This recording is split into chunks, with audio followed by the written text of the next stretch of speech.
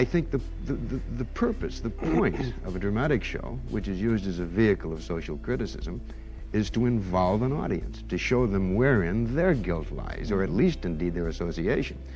I'm here to talk about social and political commentary in film and whether or not it belongs in film. So let's go back in history and look at the history of cinema.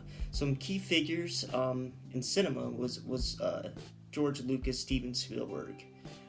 George Lucas specifically has spoken out that Star Wars, yes, the original Star Wars, was social commentary on the Vietnam War. The good guys are the rebels.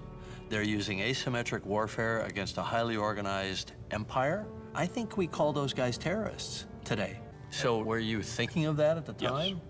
So it was a very anti-authoritarian, very kind of 60s against the man kind of thing. You know, we're fighting the largest empire in the world. Right.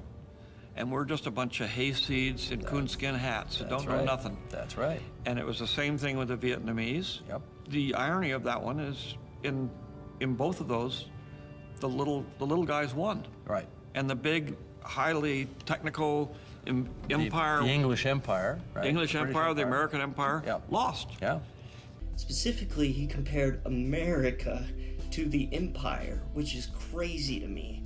And you can also look at examples in television with Rod Serling, the creator of the Twilight Zone. He was very outspoken about how he felt that his shows that he wanted to make them as social commentary for relevant social and political issues.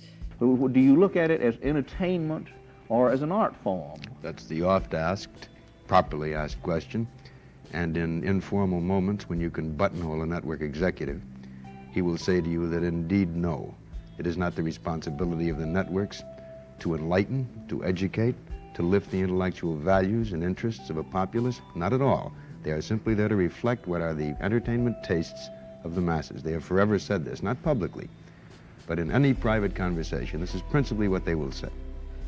I myself am not so interested as you seem to be in drama which makes a social commentary of some sort. I realize the legitimacy of this and the necessity of it. But what I would hold out for is just any kind of drama that deeply involves the audience as human beings, that they can really truly participate in. I agree with you. And that is the TV that I'm looking forward to see. This isn't new. This isn't new. People who say that Star Wars, having a woke agenda is bad because politics shouldn't be in film, period. Well, I think that the problem isn't so much of having politics or social commentary in film. I just think that it lacks subtlety, nuance, and it only reflects what the corporations want. So it feels like that it is inserted or forced in to fit an agenda, which is what a lot of people complain about. It's that Disney wanted it in. You have figures like Kathleen Kennedy, who is apparently an outspoken feminist and calling a lot of the shots behind the scenes, which involves having a female lead that's strong, and it kind of fell flat. A lot of people didn't like Rey. She was criticized as Mary Sue, etc., etc. Whether or not you believe that, it's up to you. But at the end of the day, what it seems like is you have studios meddling with film and art to fit their agenda or make more money to end up in headlines, because controversy generates sales. Or, in cases of, like, Star Wars, where they edit John Boyega from the Chinese poster because I guess Chinese people don't like black people. Things like that. It just is very off-putting. And they'll often change films to fit what the Chinese audience wants, because the Communist Party in China oftentimes will have people screen films beforehand, and a lot of films end up getting banned out there unless they fit a certain criteria. So because of all this, that is why I think people have a bad taste in their mouth when it comes to politics and films. It will take time for things like this to change, or for the culture in Hollywood to change. I think that in this era, it is kind of a hive mind, and I think a lot of people have noticed, and it is frustrating viewers. because a lot of it feels, a lot of the social commentary feels weak. It feels ham-fisted, and it really doesn't have much to say at all.